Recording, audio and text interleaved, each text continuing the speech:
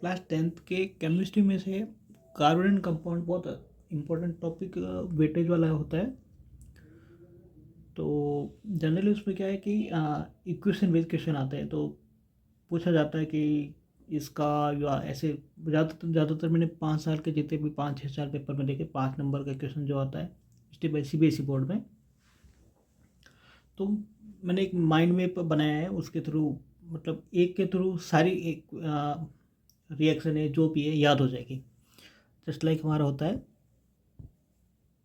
CH3CH2OH, ये होता है एथेनॉल। सबसे इम्पोर्टेंट होता है, इसी से शुरुआत होती है सारी। एथेनॉल पहली इक्वेशन इसकी आती है, अगर मैं एग्जाम में कभी भी डायरेक्ट लिखा नहीं आता है, हमें याद रखना होता है कि उसका नाम क्या होता है। पहला आता है एल्कलिन, एल्कलिन K-4, इसको बोलते हैं पोटेशियम पर मैग्नेट, पर मैग्नेटिक। हाँ, और दूसरा होता है एसिडिफाइड K2, पोटेशियम होता है, पोटेशियम पर मैग्नेट होता है K2Cr2O7, ये होता है पोटेशियम डाइक्रोमेट। या तो ये या फिर ये, दोनों में से कोई एक लिखा आता है, या लैंग्वेज फॉर्म में या फिर डायरेक्ट ऐसे। तो जब इससे रिएक्शन करवाते हैं, इसके प्रेजेंस में जब एथेनॉल की रिएक्शन कराई जाती है, तो हमारा बनता है CH3COOH, जिसे हम बोलते हैं एथेनोइक एसिड। और माइंड मैप का ध्यान रखना कि कैसे ये होता है। हमारे पहला दूसरा क्वेश्चन बनता है इसी में, ध्यान से सुनना। अगर मैं इसी रिएक्शन एथेनॉल को कंसनट्रेट H2SO4 के साथ रिएक्शन कराऊं, जिसको बोलते हैं डिहाइड्रेशन की रिएक्शन बोलते हैं, 443 केल्विन टेम्परेचर पे, तो याद रखो, देखो जब भी मैं H2SO4 के साथ कराऊंगा ना, तो मेरा बनेगा एथीन, यानी कि CH2 डबल बॉन्ड CH2 हो गया। अब देखो ध्यान से,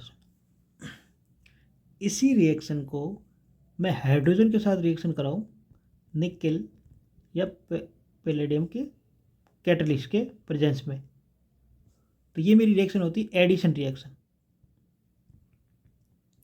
एडिशन रिएक्शन जिससे मेरा बनता है CH3, यानी कि अनसैचुरेटेड से सैचुरेट CH3, यानी कि एथेन से मेरा बनता है एथेन। और ये इक्वेशन कई बार ऐसा आ जाता है कि इसी इक्वेशन को ब्रोमीन से भी करवा देते हैं कभी कभार, Br2 से, लेकिन कैटलिस्ट से ये यूज़ करते हैं, तो कभी कभार ये बन जाता है CH2 Br, ये कई बार बोर्ड में पूछा गया है। हो गया, चलो आगे देखते हैं। अगर मैं इसी रिएक्शन को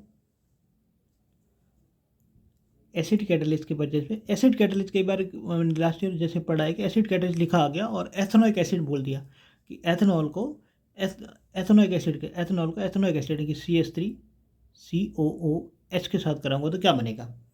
तो मेन चीज़ एथेनॉल ही चल रहा है सब जगह। तो देखो यहाँ पे, यहाँ से ये निकल गया, यहाँ से हाइड्रोजन निकल गया, तो मेरे पास H2O तो रिलीज हो गया। अब बचा क्या, इसको ध्यान से सुनो।